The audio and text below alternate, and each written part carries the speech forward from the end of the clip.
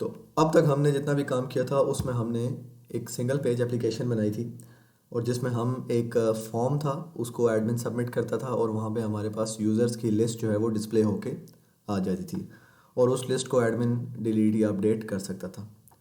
लेकिन हमने उस वेबसाइट के अंदर या सिंगल पेज एप्लीकेशन के अंदर किसी किस्म की बूटस्ट्रैप को यूज़ नहीं किया था, और ना ही उसमें हमने मल्टीपल पेजेस यूज़ किए थे।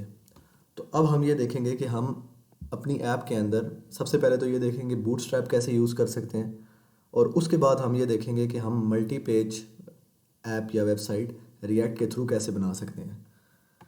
तो उसके लिए मैं एक नया ऐप क्रिएट कर लेता हूँ, उस पुराने वाले को वहीं पे छोड़ते हैं। तो मैं इस टेस्ट वाले फोल्डर के अंदर हूँ, सी यूज़र्स डेस्कटॉप टेस्ट, जिसके अंदर मैं पहले अपना प्रोजेक्ट पड़ा हुआ था मेरा। अगर मैं जाके देखूँ तो इसको मैं ओपन करता हूँ, तो यहाँ पे ये टेस्ट आप ऐप के नाम का पुराना फोल्डर था मेरा, जिस पे हम अभी तक काम कर रहे थे। तो मैं यहाँ पे एक नई फाइल बना लेता हूँ रिएक्ट की प्रोजेक्ट। तो मैं लिखता हूँ npx create react ऐप, और इसका हम नाम दे देते हैं मल्टी पेज। आप कुछ भी नाम दे सकते हैं। तो उसके बाद जैसे ही इंटर करूँगा तो ये मेरा जो प्रोजेक्ट है वो इंस्टॉल होना शुरू हो जाएगा। तो ये इंस्टॉल होने में कुछ टाइम लगाता है, तो मैं वीडियो को पॉज करता हूँ। अच्छा, इसने एरर दे दिया है, मैंने क्रिएट रिएक्ट के आगे टी नहीं डाला था। तो अब आई होप ये ठीक तरीके से इंस्टॉल होगा। तो मैं अपनी वीडियो को पॉज करता हूँ, और जैसे ही इंस्टॉलेशन कंप्लीट होगी मैं इसको दोबारा से रिज्यूम कर दूँगा। तो ये हमारा प्रोजेक्ट जो है वो स्टार्ट हो चुका है, और अब मैंने क्या करना है कि इस प्रोजेक्ट को ओपन करना है अपने वी एस कोड के अंदर। ये अब आप देखिए मल्टी पेज के नाम का प्रोजेक्ट जो है वो इंस्टॉल हो चुका है। तो मैं सिंपल यहाँ जाके लिखूँगा cd मल्टी पेज, और मैं अब उसके अंदर आ चुका हूँ, और यहाँ से आके मैं लिख दूँगा कोड जैसे ही लिखूँगा मेरा वी एस कोड जो है वो ओपन हो जाएगा। ये मेरा प्रीवियस प्रोजेक्ट ओपन है इस पर, बल्कि नहीं, ये न्यू वाला ओपन हो चुका है मल्टी पेज नाम का। ठीक है।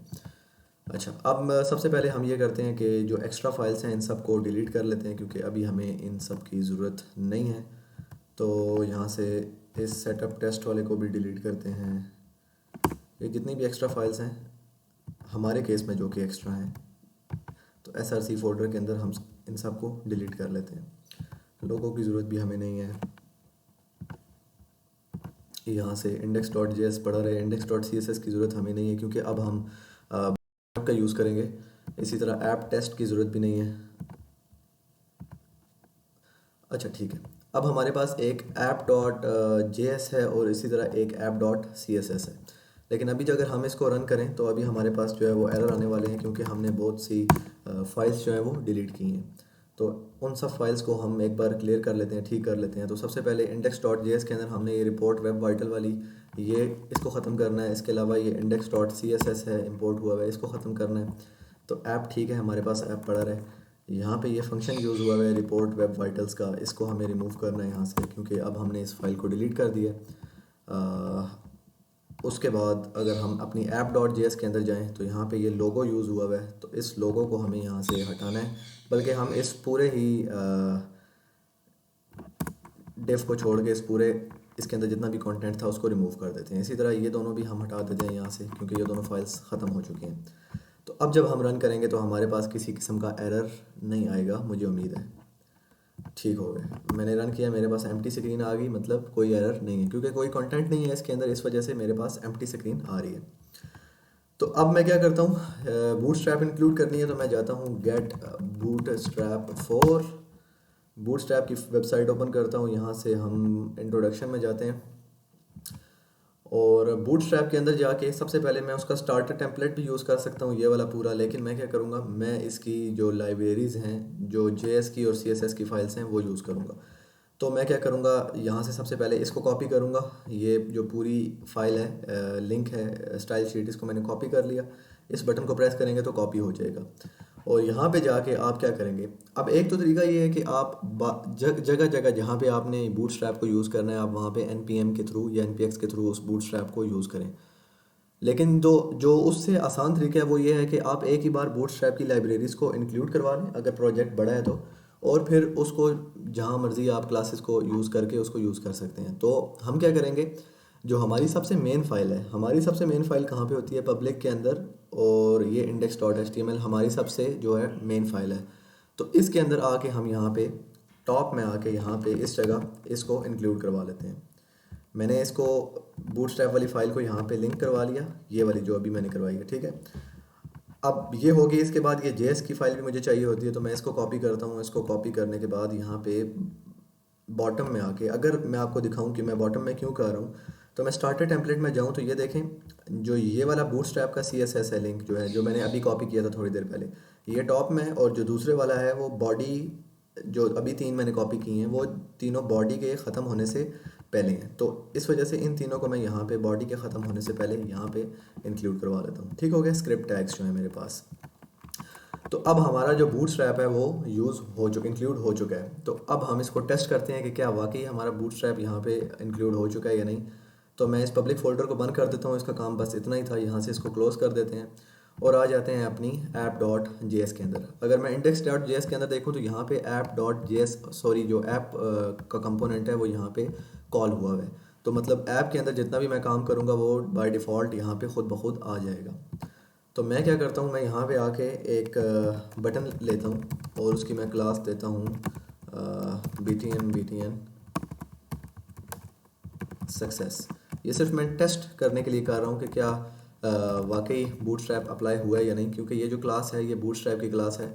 और अगर मैं ये क्लास यूज़ करूँ तो अगर बूटस्ट्रैप वाकई इंक्लूड हुई है तो इस बटन को ऑटोमेटिकली स्टाइल हो जाना चाहिए। तो हम जाते हैं अपने, तो ये देखें हमारा बटन जो है वो अच्छे तरीके से स्टाइल होके हमारे पास आ चुका है। तो मतलब हमारी बूटस्ट्रैप जो है वो इंक्लूड हो चुकी है। तो अब मैं इसको हटा देता हूँ। तो मैं अब क्या करूँगा, क्योंकि अब हम एक मल्टी पेज वेबसाइट बनाने लगे हैं। तो मल्टी पेज वेबसाइट बनाने के लिए सबसे पहले तो हमें क्या चाहिए, 2 चीज़ें चाहिए। एक तो हमें एक नेव बार चाहिए जिसके अंदर टॉप पे उन पेजेस का लिंक हो। For example home page, about page, contact page, इस तरह के multi sign in page, log in page. तो हमें उन पेजेस का जो है वो चाहिए, एक नेव बार चाहिए, ठीक है, जिसको हम कंपोनेंट कहेंगे। क्योंकि जो हेडर होता है या नेव बार होता है तो वो एक बेसिकली कंपोनेंट होता है, वो हर पेज में सेम रहता है, ठीक है। तो उसको हम क्या करते हैं, एक SRC के अंदर एक नया फोल्डर बनाते हैं और इसको नाम रख देते हैं कंपोनेंट्स। और यहाँ पे इसके अंदर आके मैं एक न्यू फाइल बना लेता हूँ, इसका नाम मैं दे देता हूँ header.js, ठीक है। अब मैं इसकी CSS नहीं क्रिएट करता क्योंकि मैं बूटस्ट्रैप से यूज़ करूँगा। तो मैं इसको कैपिटल में कर देता हूँ, इसका नाम कैपिटल में, क्योंकि मैंने आपको बताया था शुरू में कि हम कंपोनेंट्स का नाम ज़्यादातर कैपिटल लेटर में लिखते हैं। तो अब यहाँ पे आके मैं अगर कंपोनेंट्स के अंदर जाऊँ, आई होप कि आपको बूटस्ट्रैप के बारे में पता होगा। मैं बूटस्ट्रैप के ये लेक्चर नहीं है, इस वजह से मैं थोड़ा बूटस्ट्रैप को तेज़ कवर कर रहा हूँ। तो बूटस्ट्रैप में मैं यहाँ पे यूज़ करूँगा नेव बार। तो ये है मेरी नेव बार। तो मैं यहाँ से नेव बार को लेता हूँ और यहाँ से कोई भी एक नेव बार हम कॉपी कर लेंगे। फॉर एग्ज़ाम्पल मैं एक नेव बार देखता हूँ जो कि मुझे ठीक लग रही है, इसी को कॉपी कर लेते हैं, फर्स्ट वाली को। इसको कॉपी किया और कॉपी करने के बाद यहाँ आके हमने एक तो डायरेक्ट इसको पेस्ट नहीं करना, ऐसे हमने क्या करना होता है आपको पता है। कंपोनेंट के अंदर हमें 2 चीज़ें चाहिए होती हैं, एक फंक्शन और फंक्शन का नाम है हेडर। आप एरो फंक्शन भी बना सकते हैं, मैं नॉर्मल फंक्शन बना रहा हूँ, या चलें इसको ऐसे करते हैं, एरो फंक्शन ही बनाते हैं, कॉन्स्ट हेडर एरो। और यहाँ पे आके आपने एक तो फंक्शन हो गया, दूसरी हमें रिटर्न स्टेटमेंट चाहिए होती है, हम उसको रिटर्न करते हैं। और उस रिटर्न के अंदर मैं क्या करूँगा, अपनी नेव बार जो है वो क्रिएट कर लूँगा। तो ये मैंने नेव बार क्रिएट कर ली, ठीक है। अब इसमें अभी के लिए कुछ एरर्स आ रहे हैं। क्या एरर्स आ रहे हैं, एक तो इसके अंदर रिएक्ट के अंदर हमारे पास क्लास नहीं होता, हमारे पास होता है क्लास नेम। तो जहाँ जहाँ क्लास यूज़ हुआ है मैं इसको क्या कर लूँगा, क्लास नेम यूज़ कर लूँगा। तो मैं सारे को क्लासेस को सिलेक्ट कर लेता हूँ। तो यहाँ पे मैं सब क्लासेस को मैं क्या कर लेता हूँ, क्लास नेम, ठीक हो गया।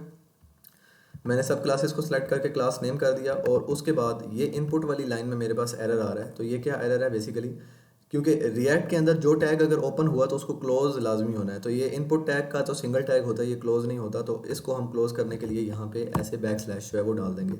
तो अब वो खुद ब खुद क्या कर समझ जाएगा कि ये ओपनिंग और क्लोजिंग इसकी दोनों हमारे पास आ चुकी हैं। तो अब अगर मैं इसको रन करूँगा तो मेरे पास एरर नहीं आएगा, लेकिन अभी मैंने इसको कहीं पे भी यूज़ नहीं किया इस हेडर को। तो यूज़ करने के लिए मैं क्या करूँगा, यहाँ पे आके इसको एक्सपोर्ट डिफ़ॉल्ट और हेडर, ठीक है।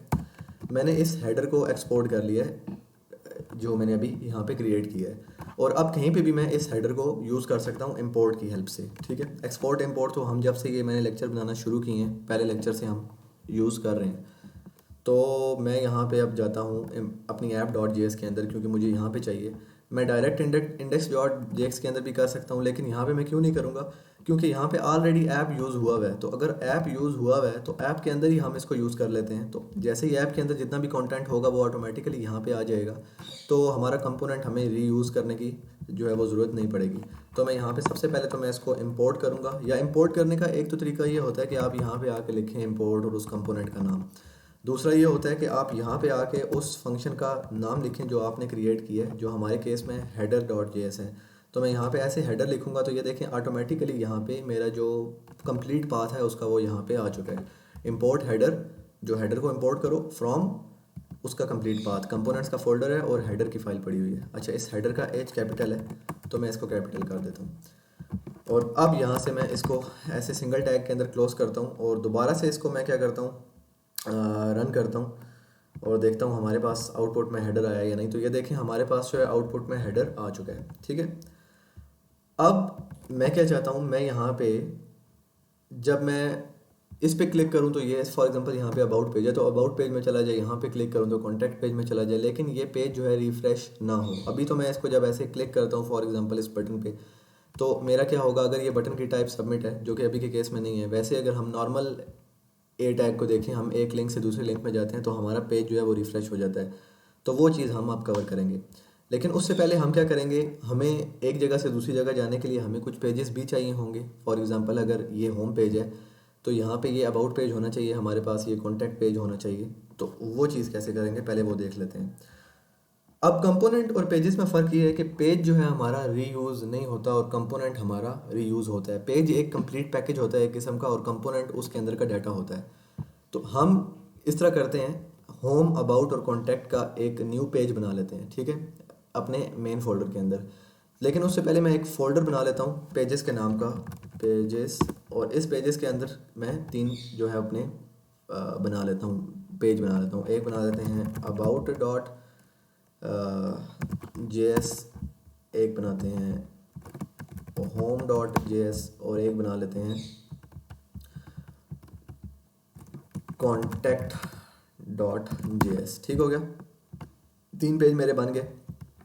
तो यहाँ पे भी मैं सबसे पहले अपना होम के अंदर एक फ़ंक्शन बनाऊँगा, फंक्शन, और यहाँ पे आके मैं लिख देता हूँ, बल्कि मैं बार बार दूसरा फंक्शन बना लेता हूँ, मुझे एरो फंक्शन बनाना होता है रिएक्ट के अंदर, कॉन्स्ट होम और इक्वल टू, और यहाँ पे आके हम कर देते हैं रिटर्न स्टेटमेंट, और रिटर्न के अंदर मैं आके यहाँ पे लिख देता हूँ h1 और यहाँ पे लिख देता हूँ होम। ठीक है, अब मैंने ये क्या कह दिया, ये मेरा होम का पेज है, और यहाँ पे हम इसको एक्सपोर्ट भी कर लेंगे, एक्सपोर्ट डिफ़ॉल्ट होम।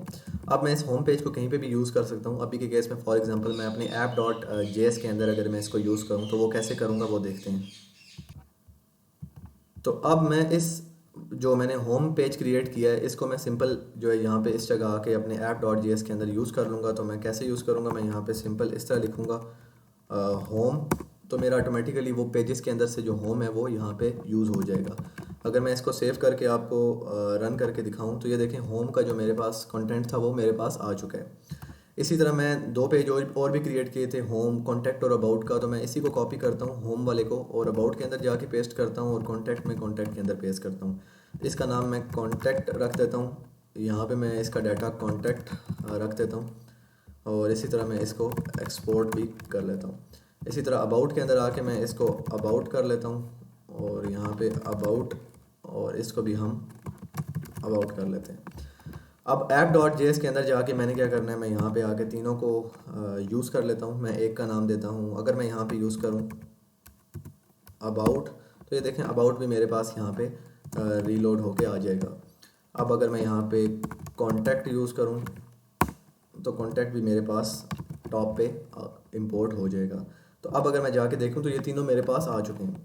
अब मैं बेसिकली करना क्या चाहता हूँ, मैं चाहता हूँ कि जब होम पे क्लिक करें तो सिर्फ होम वाला कंटेंट शो हो। तो फॉर एग्जांपल इस लिंक का नाम है अबाउट, तो अबाउट पे क्लिक करें तो ये वाला कंपोनेंट कंटेंट और ये वाला कंटेंट हट जाए, सिर्फ अबाउट का रह जाए। इसी तरह यहाँ अगर फॉर एग्जांपल कॉन्टैक्ट अस है तो उस पर क्लिक करें तो ये दोनों हट जाएं और सिर्फ कॉन्टैक्ट रह जाए। तो अब हम नेक्स्ट वीडियो में वो देखेंगे और वो हम करते हैं रिएक्ट राउटर की हेल्प से। तो रिएक्ट राउटर कैसे यूज़ करते हैं वो हम नेक्स्ट ट्यूटोरियल में देखेंगे।